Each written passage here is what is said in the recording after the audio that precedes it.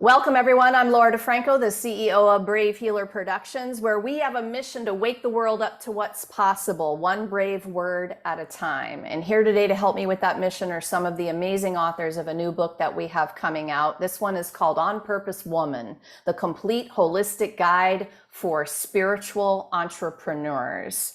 Before I introduce the authors to you today, let me just say a huge thank you to the founder of the On Purpose Women Network, global community, and magazine, Ginny Robertson. Ginny, thank you so much for your big vision for your community and for this book. You have brought together a group of expert, stellar human beings and authors, women who are so on purpose and so passionate about what they do.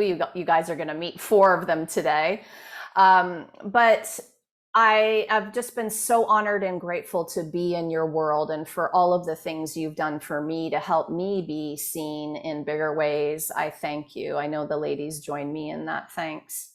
So let's introduce our authors to you today. Gurpreet Juneja is a certified executive transformation coach, speaker, and a published author. She supports young people, men, women, and parents challenged by life and living under stress or feeling burnt out. Jean Wright is a speaker, author, and sales confidence builder whose career spans 4 decades of selling for global corporations, nonprofits, and media companies. She recently published Selling Your Confidence. And Maria Petrucci is here. She's a chiropractor who blends her work with craniosacral therapy for a rejuvenating healing experience of alignment and profound relaxation. Lilia Shoshana Ray is here. She is a Live Your Brilliance mentor who helps intuitives, healers, and change makers shine their unique light brightly into the world. Ooh, I can't wait to get into this conversation today, ladies. Gurpreet, you're going to start the party off. Tell us about your amazing chapter. Yeah, thank you for having me here today. And hello, everyone. My chapter, On Purpose Women, I mean, the title says it all, right? So I am an entrepreneur, and I also used to work for an organization. I still work for an organization. And I think taking that big leap of being a spiritual entrepreneur, jumping from one aspect of your life where you're using your analytical brain, and here diverging into something that connects you with your authenticity, that is really about opening your heart and offering something to the world that you think is your purpose. To me, it was that jump. And it's a big leap of faith, on yourself, on the universe, that you're gonna get the direction, it's just too much. So for me, I think the biggest reason why I chose the story that I chose is that I faced with a lot of challenge, not from outside as much, but mostly from inside. And I feel a lot of us spiritual entrepreneurs, have that challenge of shedding that old skin and emerging out as a new being, being someone that we truly are and living up to that. So for me, it was more about holding myself to be who I am and offering that to the world. It was just a little bit too much. I felt like I was okay being in the dark and, not being seen, and I could use my analytical brain and do whatever, make a living and have this face on me, right? And I'm, yeah, I can, I have a social presence. But no, that was not true. That was not me 100%, So I feel like calling myself as a spiritual entrepreneur, I was very uncomfortable even to think about it at first go. But then I realized, well, that's who I really am, and that's where I belong. This is what I offer. This is what I can offer. And that's what I talk about in my story of why it's so important to show up for yourself. And that's the title of my chapter, Time to Show Up. It's chapter 17, and it's really just very heart-touching story for me. Thank you, Gurpreet. Tell us just a little bit about, so you guys, just so the listeners understand, you all are stepping up to offer these real and amazing stories of your lives. But then I challenged you to step up as master teacher and offer a practical tool for the reader. So Gurpreet, give us just a little tiny hint about what you're teaching us in your chapter. Yeah. So in my chapter, I talk about my story where, obviously it's more about how I struggled through my inner fears and showed up for myself. And the tool I offer is really, talking more about how to be uh, in flow, how to embrace what's being shown up to you and what you need to do next, and not shy away, because I was shying away from it. I was running away. I did not want to own up to it. But the longer I took, the worse it got for me. So just knowing when it is the time, and then being in that flow of being vulnerable. It's okay to be vulnerable. It's okay to be in the unknown, to be in the river of change, and cross that bridge just knowing that, don't worry, you know it all. It might not come to you right away, but you know it all. The direction will come, and it will come from inside. It does not come from outside. The Thank you. biggest thing for me was more also that I always was seeking direction from outside, thinking that, oh, some sign, something, right? What I realized is when I have a true connection with myself, I am connected to the universe, to the cosmos. And when I'm connected, the direction flows through the universe onto me in my heart, and I know it. And that's how I believe we all are. Nobody's special here. Everybody is same. That's what I think. Thank you, Gurpreet. I love it. Y'all are going to experience some magic in this book with these stories, and the tools, just the tool piece turns me on, y'all, because you're all such master teachers. You have such gifts to give the world. Gurpreet, thank you so much for being here today. Jean, your turn. Tell us about your amazing chapter. Well, good morning, Laura and everyone. It's really a pleasure to be here and to be able to speak about what I wrote in the On Purpose Woman book. My chapter is chapter 13, and the title is The Confidence Conundrum and How to Change Your Mindset to Get What You Want. And a conundrum is like a puzzle. And I think back to when I was a young girl and I had some opportunities to show my abilities to do something special. In the book I wrote, I was about how I started selling cookies as a Girl Scout. There was something in me, there was a confidence that I pulled out that I didn't know I had. I just sort of decided I liked doing that. But there were other challenges that I faced as far as confidence is concerned, and I didn't realize how much I had to dig deep to really pull that out to make it work for me, as a future adult, because I was always told, oh, you're so lucky that you have, the ability to stand out in a crowd and you're tall and things like that, that I really didn't see as a positive at the time. I thought I just was kind of a person that was just standing out for no particular reason until I pulled in some of those inner confidence feelings that I was able to apply to my future life. I didn't understand the importance of being able to speak to other people and tell them how much they should have a product that I wanted to sell them. Or I didn't realize I had the ability to, stand out in a crowd and speak and encourage people to do something and, have that confidence about myself. It's something that I think we all have deep inside, but we have to decide whether we're going to pull it out. And when I noticed in my career talking to other women who kept telling me, I can't do what you do. I don't think that what you do is something that I could even think about because it seems hard for me.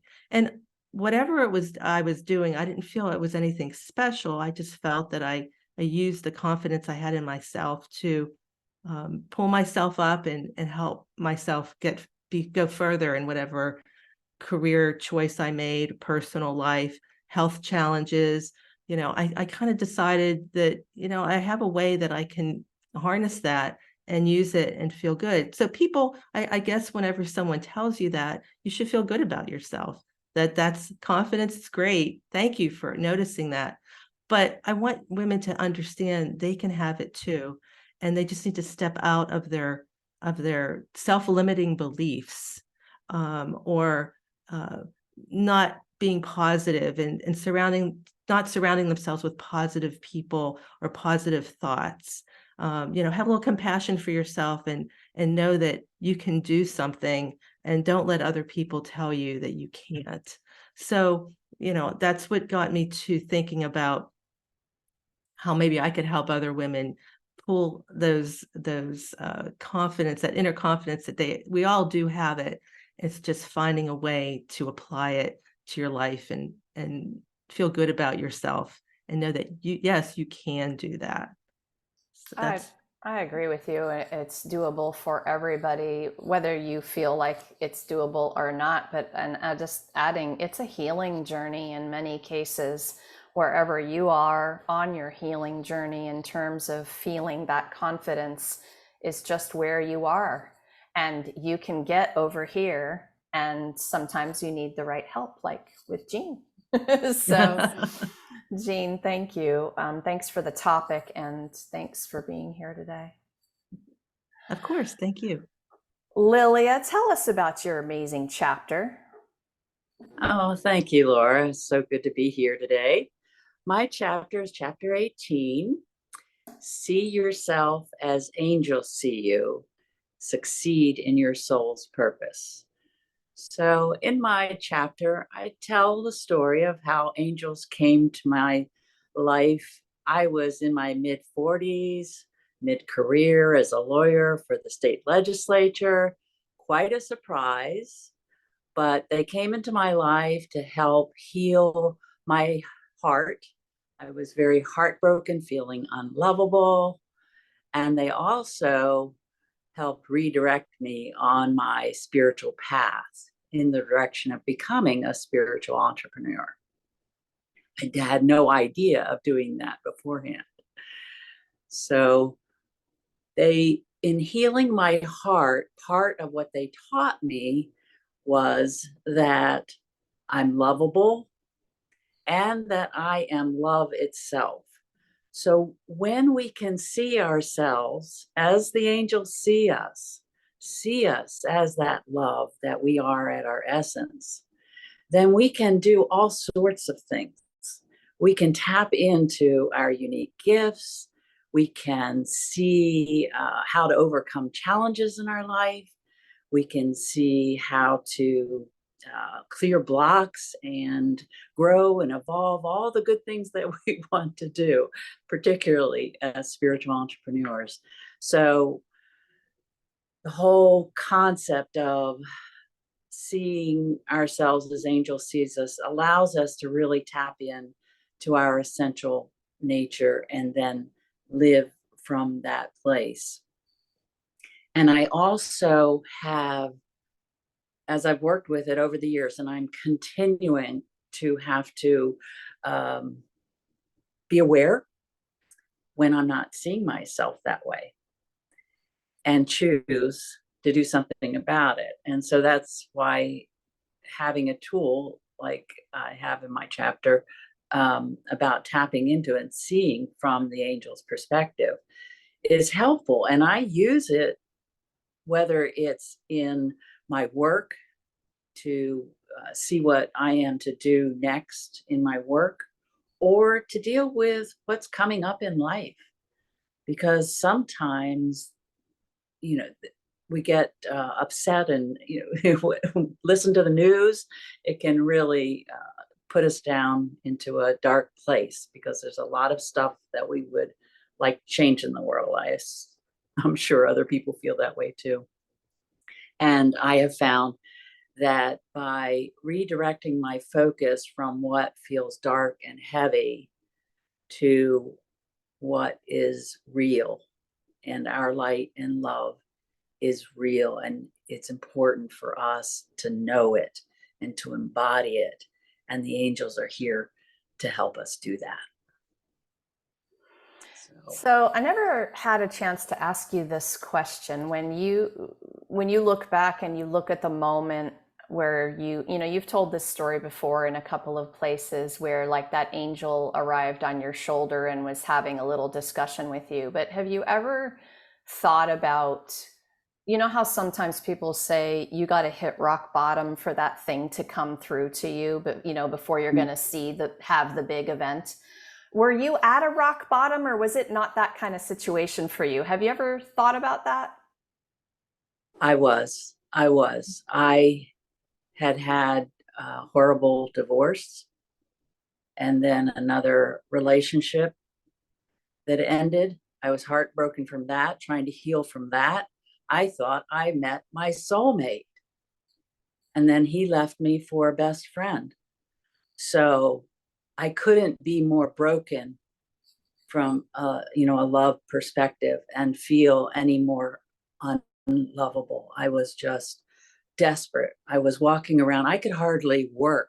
I just kept feeling like I had this hole in my heart and I couldn't feel anything. And I was out on a walk at lunch so that I could function at work. I was that low. And somehow through that being broken open, they were able to get to me and let me know they were here to help. And they did. Thank you for adding that piece. I want listeners to understand a perspective about your rock bottom. Yeah. And what if people could just take the deepest breath inside of their worst painful moments and understand that who knows what, right? What's possible there. Yeah. Not to make it mean too much, but just to open your heart to whatever might be possible to see or feel. And I appreciate you sharing that piece for that reason. Well, thank you, Laura. I do hope that it gives hope to others who are in a dark place, and to let them know from my experience, and the angels who've been working with me want me to share this with others, that they are real and they are accessible and they want to help us. And in my chapter and in the tool, one thing that I say is like, if you can't get there, you don't believe them as real, just use your imagination. Because if you can imagine angels helping you and imagine what they are like and get in touch with their love and light, it can shift your energy just through using your imagination. Love it, Lilia. Thank you. And thank you for being here. Maria, tell us about your amazing chapter. Thank you, Laura. So I have chapter 8, and it's called Clarify What You Want, the first step to finding your purpose and reaching your goals. And this is something that I have been through myself, and find that I feel like it's like one of the most important things in life is to find your purpose. And I've noticed that everybody's been talking about what's going on, what went on inside them, which I think is part of that spiritual part that we're talking about here. Looking at your thoughts and feelings and seeing if they are leading you to your purpose and what you want. So my chapter involves kind of how I started thinking for myself and searching for what I wanted to do in life, and then finding that I wanted to be in natural health care and ended up studying chiropractic. But I also found myself wanting to bring in other parts of my life, like my spiritual philosophy. I grew up Catholic, but once I started thinking for myself, I kind of went another way. When I got to working as a chiropractor, some things kept coming back to me that I learned before I went to school and after, and that had to do with the mental, emotional, spiritual part of healing. I didn't exactly know what to do it for with that for a long time. But, you know, little by little, I guess I realized what I needed to do. So my tool is something I wanted to do. I wanted to put out there so that people could use it for themselves for deeper healing. Because here I am at my practice, quote, doing something, you know, to someone or for someone. And I wanted people to be able to do things for themselves. So my tool reflects that. It's part of a kind of like a 4 or 5 step process I have that I kind of discovered in working through some things on my own for myself, that it seemed like the same things kept coming up, the same process kept coming up. So it has to do with finding out what your blocks, your internal blocks are, and paying attention to them and what you can do to release them and like speed up the process. So it's helpful for any goals, not just health goals.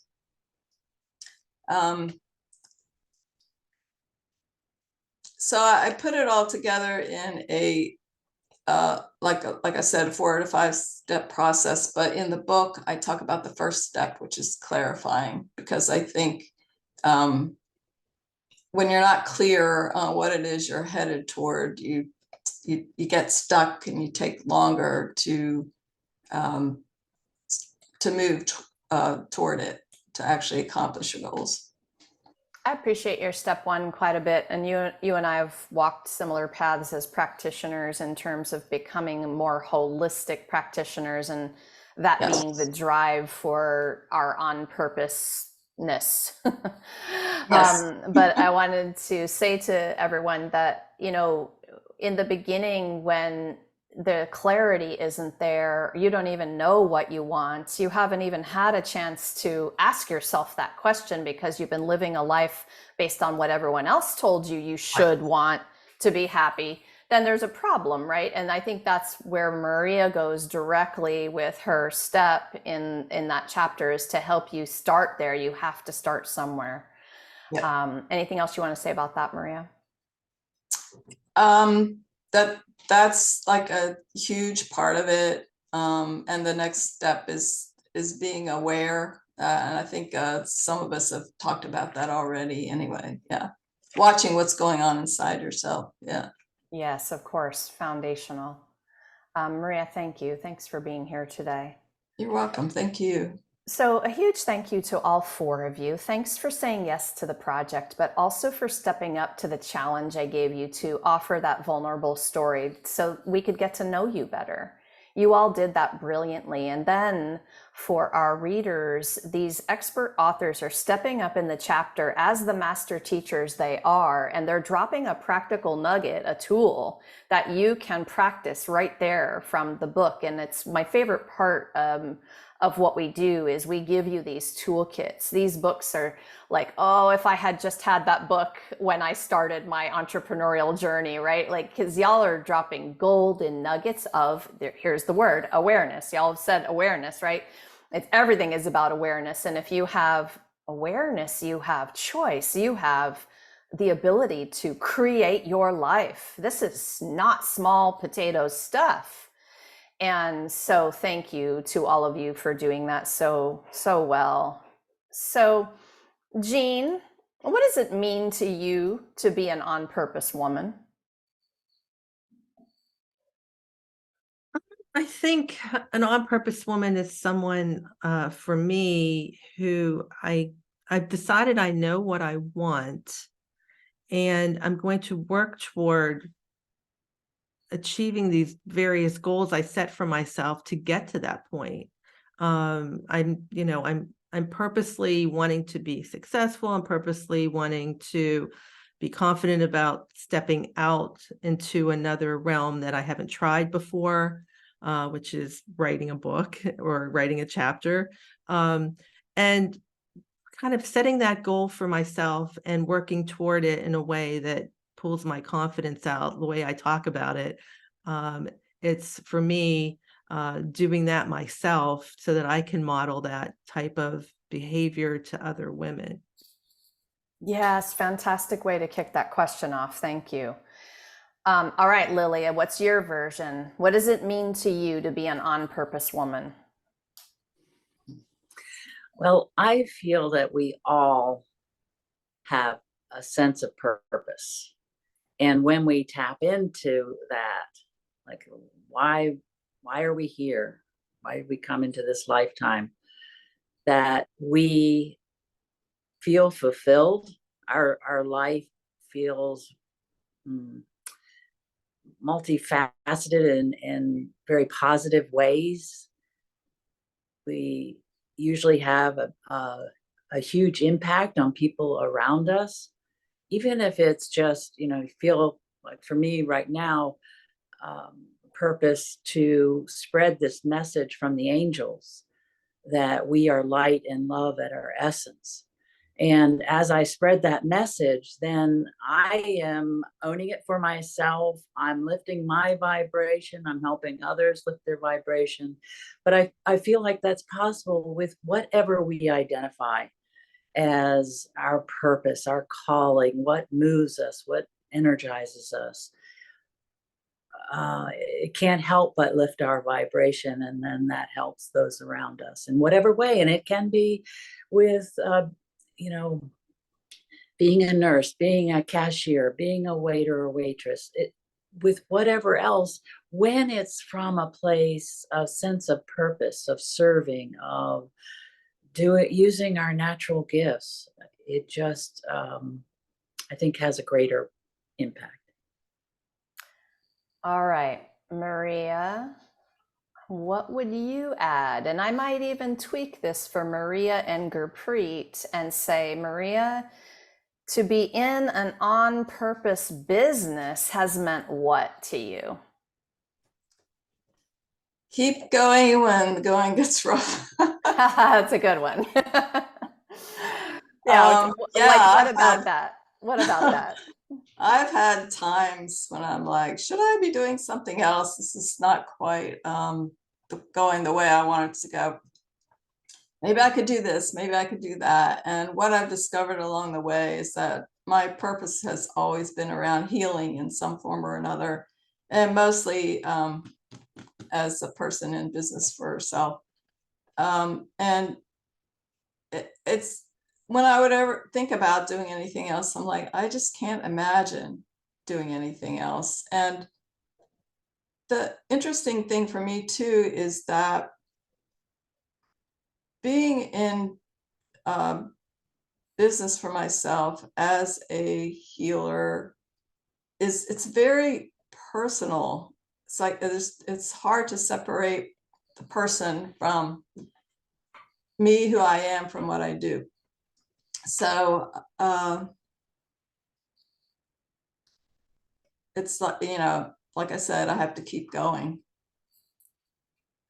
I liked that answer a lot. I think that a lot of people are going to appreciate, and the day that you want to give up is not the day to give up. It's the day to just rest and start again tomorrow. Right. Rest and rejuvenate yourself. You got it. Yeah. Gurpreet, how about you? What does it mean to you to be an on-purpose woman in your business?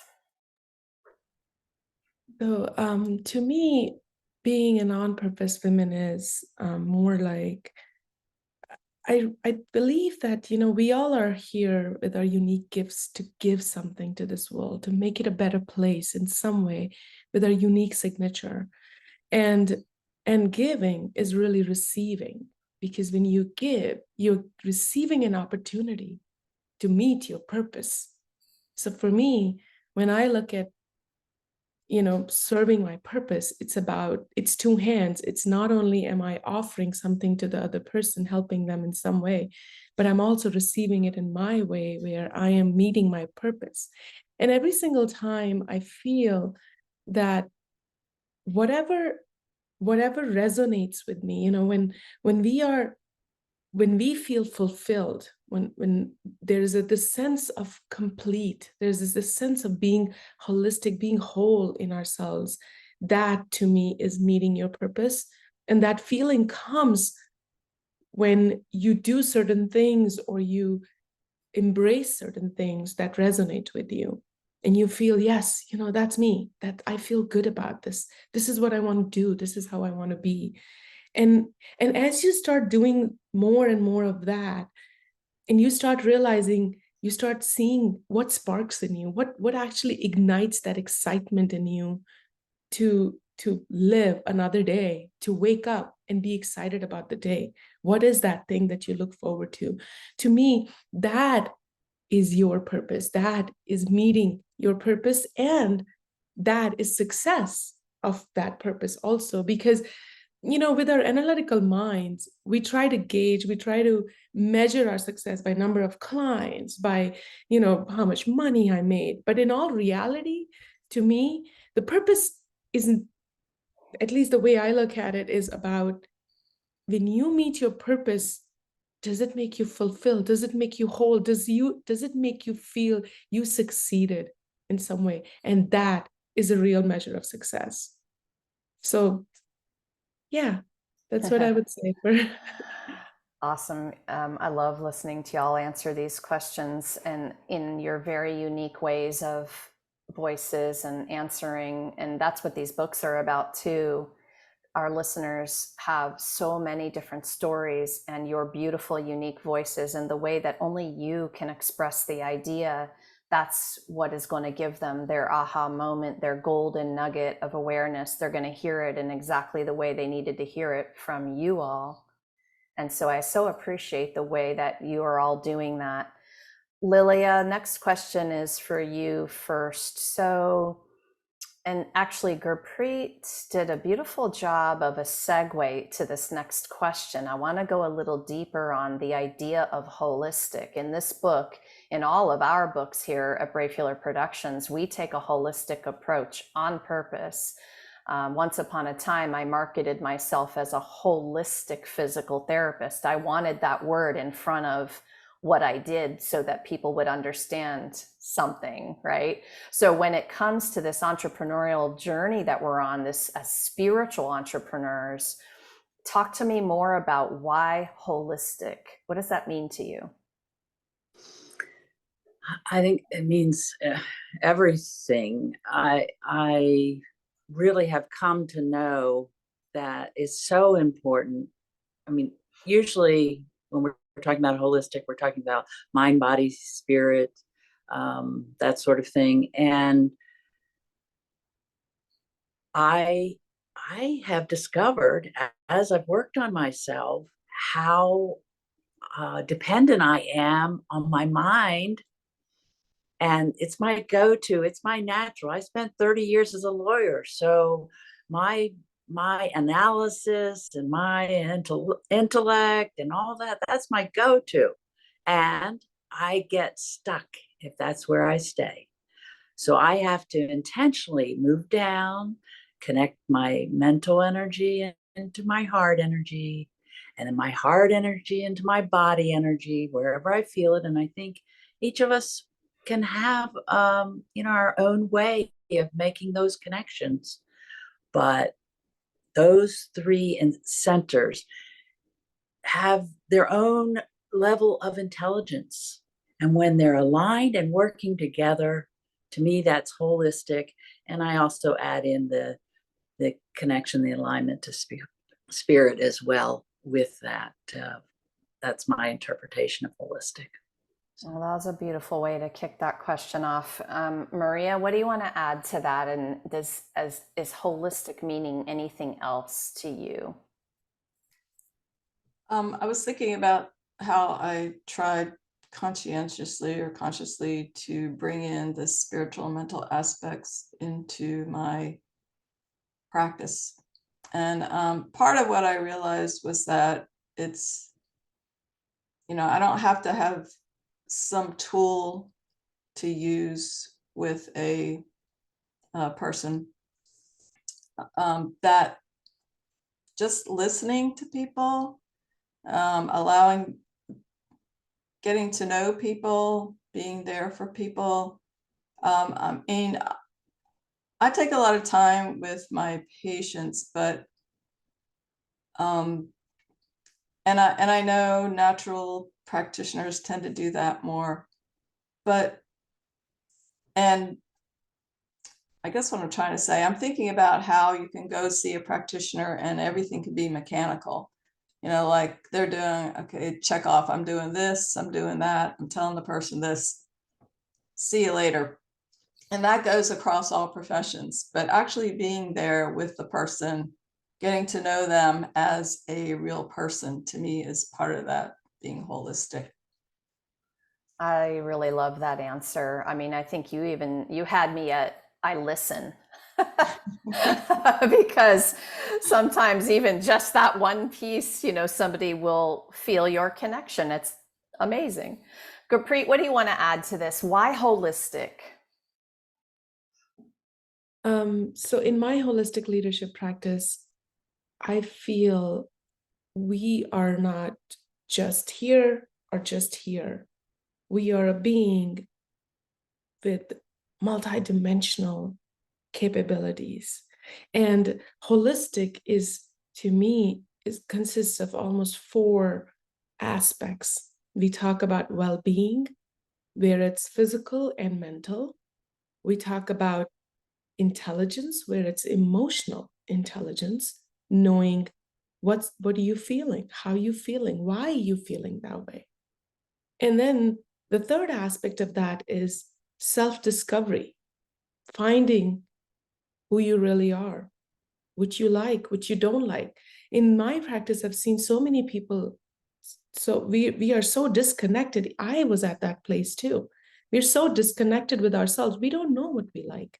We do things because somebody told us, because that's what works, because that's what we think, works in the world, but not because we want it to work or not because we want that. So the third aspect of that is self-discovery, and then comes the bigger picture of social connection. So holistically, now we're looking at well-being, mental and physical. We're looking at emotional intelligence, self-discovery, and the social connection that we have with people around us, which cannot start unless we build that self-discovery and have a true connection with ourselves. So that's my answer for holistic. It's a pretty badass answer. All right, Jean, hard to go last on this one, I know, but I know you have your very unique way of adding to this. Why holistic, especially talking to our business owners today? Like, they may even be listening to that question going, what do you mean? Like, holistic in my business, right? So what would you add? I appreciate you letting me go last, because I needed to think a little bit more about this. And I'm going to tell you that, unfortunately, in the sales world or in the business world where sales is involved, we are labeled very, very unfortunately, we are labeled as people that are trying to do things to you, making you do something you don't want to do, making you purchase something that maybe isn't going to benefit you, but you can't help it, but you're being coerced to do something. And it's really a shame that that label is attached to the word sales. And in my experience and how I work with people, I always find that the type of referrals or people that talked about me after they worked with me said I was different. I wasn't that person that was that aggressive person. I was a listener. I was someone who cared about that person. I was there to give good customer service. All those things are part of being a fully attentive person to someone else's needs. And I think holistically, if you can bring in, concern for the person, listening skills, and wanting to do good for somebody, I want somebody to have something that's going to help them be better, feel better, work better, have something better in their lives. So You have to bring that into the relationship that you build with people in business, so that you're known to be that person who's going to help, somebody's going to listen, and somebody's going to solve your problem. Yes, that's beautiful. That was a fantastic addition to that. All right, ladies, I have one more question for all of you. I'm gonna need your speed dating version of your answer for this one. And you know what's so fun about these interviews is we could take any one question. We could be here for 3 hours picking it apart and talking about all these amazing things. Maria, what's one piece of advice you would give to someone who might just be stepping onto this entrepreneurial path, spiritual entrepreneur, to give them a tidbit, an easy entry point, something simple to start with to help them succeed? What would you say? Find a mentor or a coach who can help you kind of see the whole picture and what it is you need to do to plan and organize so that you don't waste your time, because there's so many things that can distract you. That is an excellent piece of advice. Gurpreet, what's yours? Find your why you want to do this, why it's important to you, and why you're scared, why you would not do it. What is it that's stopping you? 75% of our thoughts are negative thoughts. So try to tap into that 25% of how things could go right and not wrong, how things could actually work in your favor and in the favor of the people who are waiting for what you have to offer. I love it. I'm going to order those two. I'm going to say, get your why, then go talk to Maria as your mentor. I'm going to order those. All right, Jean, give us a nugget. I'm finding that having a one-on-one type of coaching experience with other women to really pull out where their fears are and where their concerns are about how they present themselves and how they can feel better about themselves is just so much more helpful than just telling somebody to go out there, do your job. Having that one-on-one to let them understand how they're being perceived and let them express a little bit about what's holding them back, and then being able to help them see that they are good. They don't have to follow those preconceived notions about how to act and what women can and can't do. So I think having that talk is really important. That's a powerful one. And all you ladies so far are making me realize, like my best mentors helped me find my why. My best coach, the best coaches have really great coaches, you guys. So, when you're getting clarity and you're getting some mentorship and coaching in terms of that clarity, man, that can speed your path to something pretty freaking magical. Seriously. Lilia, you're going to close us out today. What's your nugget for everybody? It's do it your way.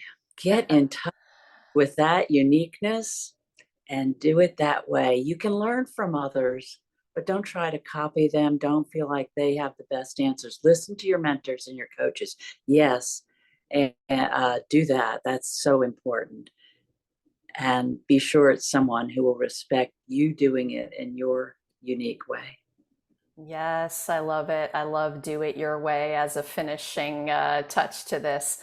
Oh my goodness. Lilia, Shoshana Ray, Gurpreet Janeja, Maria Petrucci, Jean Wright, thank you all so much for what you do in the world. And thank you for being here today to share it with everyone. Thanks, ladies. Thank you, Laura. This was great.